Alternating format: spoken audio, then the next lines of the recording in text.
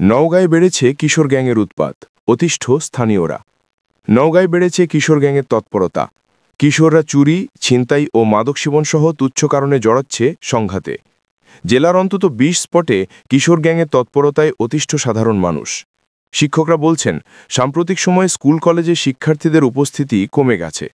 আর আইনশৃঙ্খলা বাহিনী বলছে, কিশোর অপরাধের লাগাম টানতে জেলায় বিভিন্ন স্পটে বাড়ানো হয়েছে নজরদারি। গত কয়েক মাস ধরেই জেলা সদরসহ বিভিন্ন স্পটে বেড়েছে কিশোর গ্যাংয়ের তৎপরতা। বিশেষ করে ছোট যমুনা নদীর ধার, ডিগ্রি কলেজ চত্বর, কেডির মোড় বাইপাস সড়ক, পার্ক রোডে বেড়েছে বখাটে কিশোরদের তৎপরতা। দলবদ্ধ কিশোরের হাতে ছিনতাই সহ ঘটছে নারী শিক্ষার্থী নিগৃহের ঘটনাও। ভুক্তভোগীরা জানান, শহরে চলার পথে মাঝে মধ্যেই ছিনতাইকারীর কবলে পড়তে হচ্ছে। নওগাঁর আত্রাই উপজেলায় মাদক কারবার নিয়ে একদল কিশোরের এ সংঘাতের ভিডিও সম্প্রতি ছড়িয়ে পড়েছে সামাজিক যোগাযোগ মাধ্যমে, যা বেশ আলোচনার জন্ম দিয়েছে।